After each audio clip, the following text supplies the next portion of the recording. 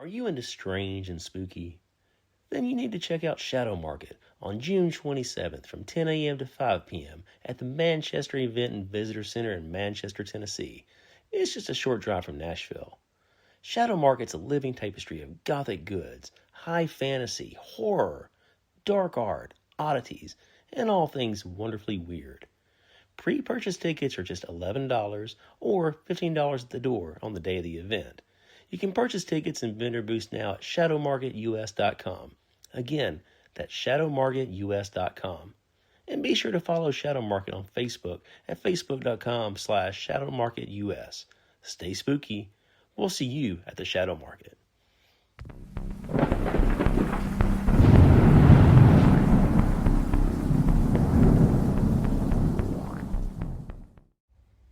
Welcome back to Southern Ghost Stories. I am the American historian, Alan Searcy. So last week on our Tennessee Tales Tuesday, we dug into the only witch trial in Tennessee back in 1835 over in Fentress County. Today, we're going to talk about one of the strangest true crime ghost stories pretty much all over Middle Tennessee, but it's in Murfreesboro. And Murfreesboro, Tennessee has always been a city balancing two identities. One side is polished and prosperous. It's a college town with deep political roots. Old money families, expanding neighborhoods stretching farther every year into Middle Tennessee farmland. But the other side of Murfreesboro, it's older. It's darker. It's a place where slaughterhouses once operated near downtown streets, where blood washed through concrete drains, where violence sometimes settled into the walls of a building long after the headlines faded away. On West College Street sits an old structure that many people pass without a second thought today. Offices operate there inside it now. Small businesses over the years, they've come and they've gone. Tenants unlock doors every morning and they head home each night. But in the mid-1980s, that same building became the center of one of the most shocking murder cases in Tennessee history. A respected businessman vanished. Rumors spread across Murfreesboro, and months later, investigators uncovered a body buried behind the slaughter pens of the meat packing facility, wrapped in plastic, hidden beneath dirt and concrete.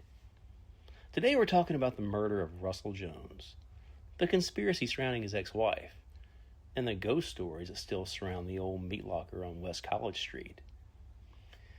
To understand how everything unraveled, you first have to understand who Russell Jones was. By all appearances, Jones had the kind of future most people in Murfreesboro envied. He graduated from Vanderbilt in 1970. He came from a respected family. His father even served as mayor of Murfreesboro. Eventually, Russell took control of the family business, Jones Locker, a meat processing operation that had become very well known locally all through Middle Tennessee. And Russell Jones, he wasn't lazy. He was described as ambitious, driven. He modernized the business quickly after taking over in 1974. Renovations began. Expansion followed. The money, it seemed to be flowing. From the outside, it looked like a success story. But privately, Russell Jones's life had begun collapsing. By the early 1980s, Jones had gone through a divorce. Court-ordered alimony and child support payments were starting to pile up. According to reports, he was paying hundreds every month to support his former wife and their two children. On top of that, he was reportedly supporting another child born out of wedlock. The financial pressure became overwhelming.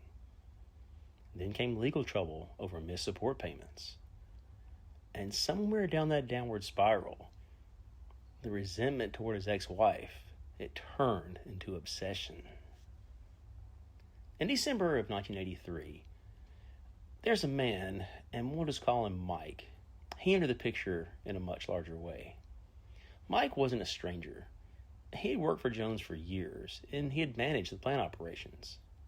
Eventually, he worked out a deal to purchase a business from the Jones family. Russell Jones, he stayed involved after the sale, helping oversee operations and maintaining the continuity of the business. But behind closed doors, something far more dangerous had started taking shape.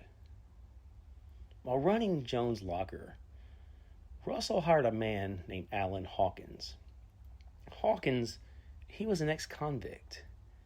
In many places during the 1980s, someone with a criminal record, they didn't have many opportunities. But Hawkins had slaughterhouse experience working in the West Coast, and Russell Jones gave him a chance. According to later accounts, Jones seemed fascinated by Hawkins' criminal background, almost curious about it. And that curiosity eventually evolved into something horrifying.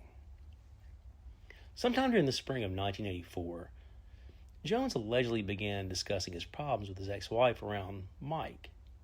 Soon afterwards, Hawkins claimed Mike approached him with a very strange question.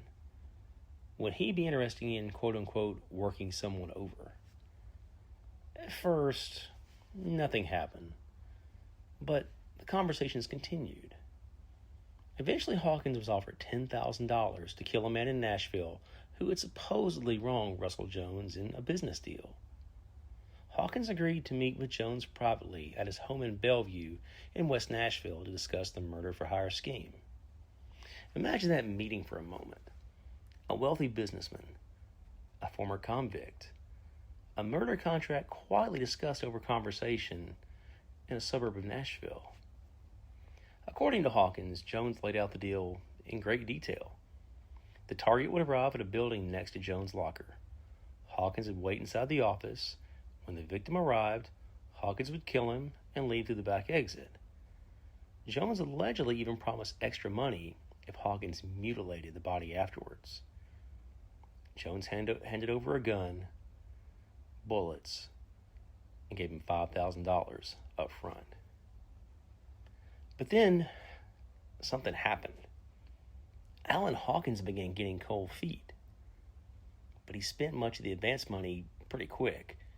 But the reality of what he had agreed to do, it started to sink in.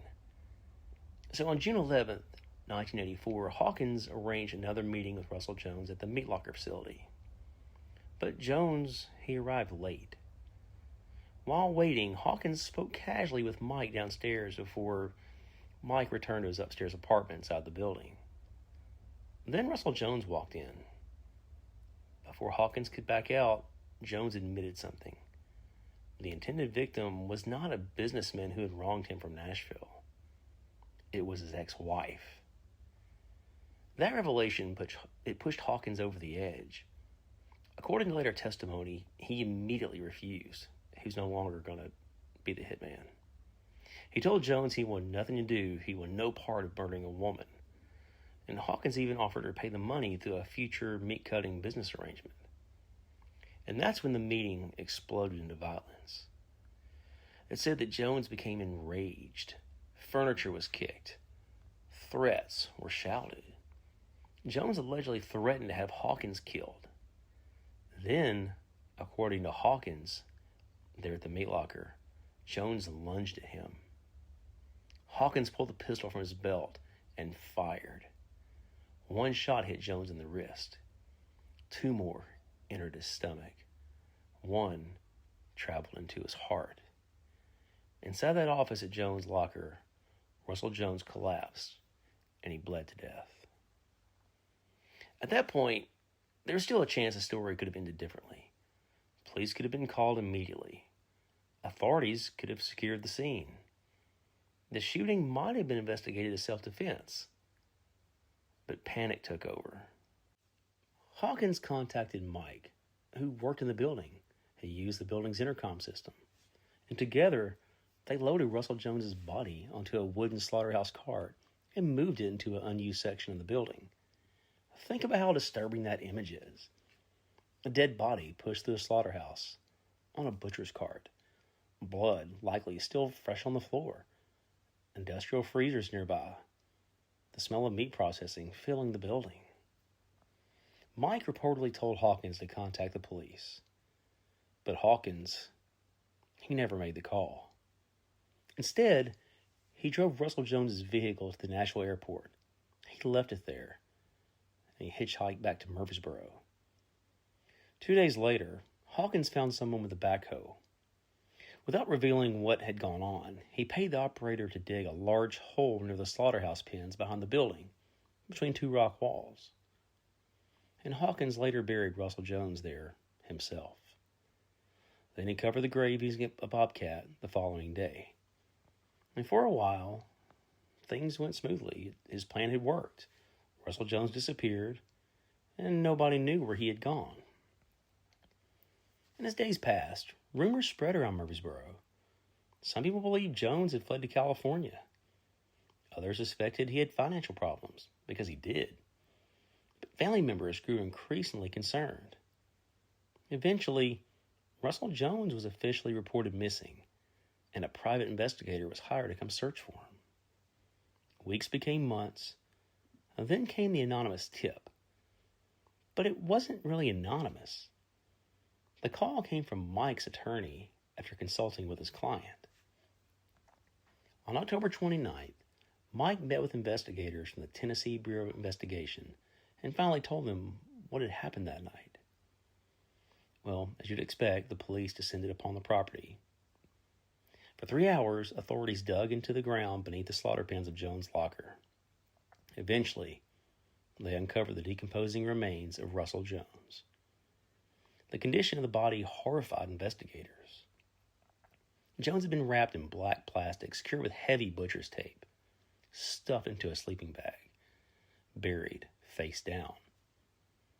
Inside the plastic were a .357 Magnum revolver and a bloody butcher's apron. It looked less like a normal burial and more like evidence hidden in haste inside a building designed around death. But Alan Hawkins, he'd already fled Tennessee by then. Authorities eventually tracked him to Littleton, Colorado, where he was arrested and extradited back to Murfreesboro in late December. The charges against him were massive: second-degree murder, conspiracy related to the alleged plot against Jones's ex-wife, illegal burial of a body. Hawkins eventually pleaded guilty and served 18 years in prison. Mike also received prison time for conspiracy and being an accessory after the fact, despite his cooperation with investigators. As for Russell Jones, his remains were cremated and placed in nearby Evergreen Cemetery.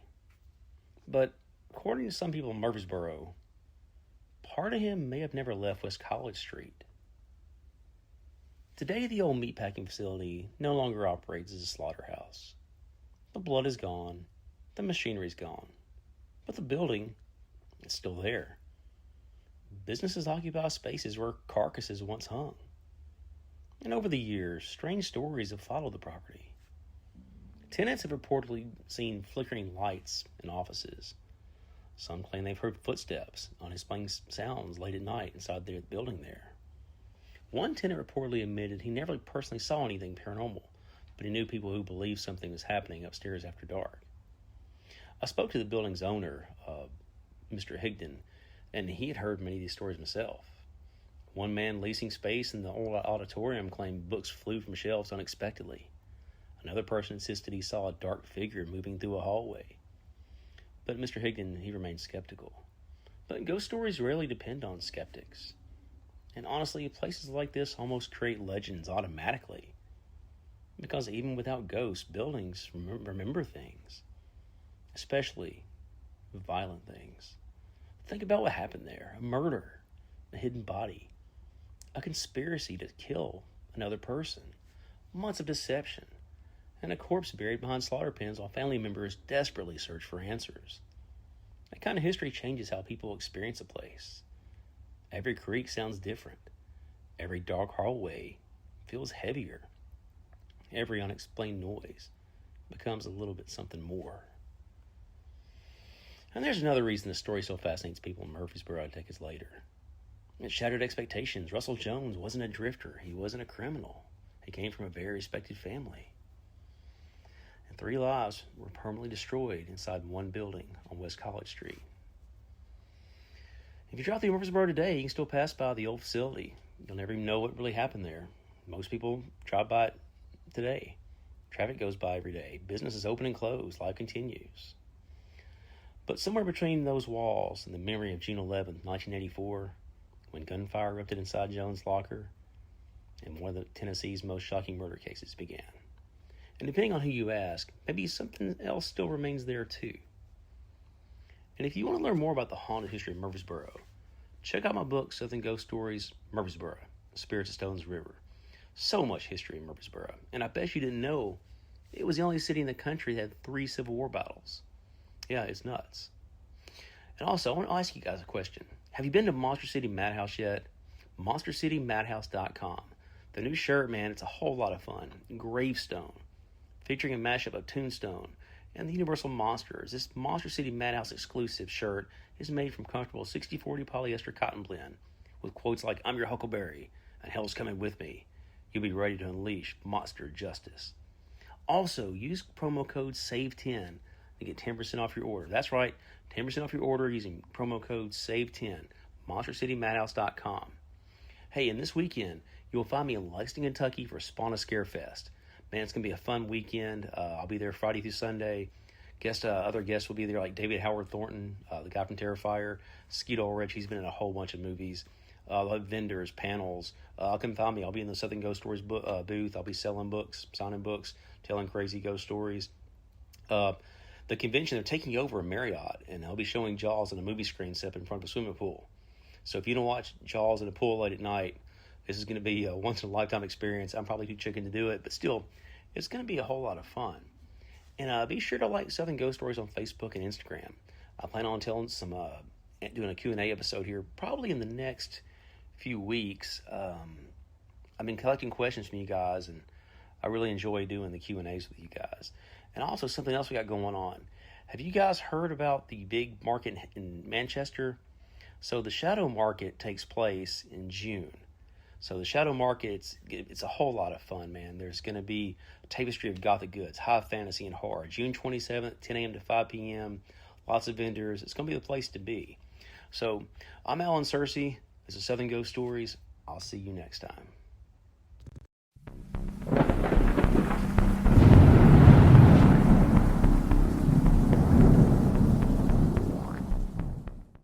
Monster City Madhouse, a year-round online store full of Halloween and classic horror shirts with an emphasis on the vintage look. Use code SAVE10 for 10% off your order. MonsterCityMadhouse.com. Free shipping and financing is available.